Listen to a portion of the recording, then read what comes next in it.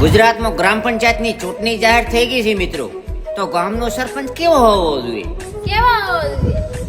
ગામનો વિકાસ કરી રોડ રસ્તા પાણીની વ્યવસ્થા કરાવે એવો હોવો જોઈએ. અને હા, એ ભણેલો ગણેલો, શિક્ષિત, નીડર અને પ્રમાણિક હોવો જોઈએ.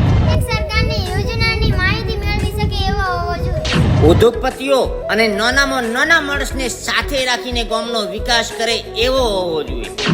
પશુપાલનનો વિકાસ કરે એવો હોવો જોઈએ. ગામની પ્રાથમિક શાળાઓમાં, ઉત્તર બુનિયાદી અને ઉચ્ચતર માધ્યમિક શાળાઓમાં, તમામ શાળાઓ સ્કૂલમાં પુસ્તકોની લાઇબ્રેરી ખોલે એવો હોવો જોઈએ. સોલાર વિષય લોકોને જાગૃત કરે એવો હોવો જોઈએ. તેમજ ગ્રામ પંચાયતનું એકાઉન્ટ છે એ લોકો સુધી પહોંચે એવો હોવો જોઈએ. વૃક્ષારોપણ માટે જનજાગૃતિ લાવે એવો હોવો જોઈએ.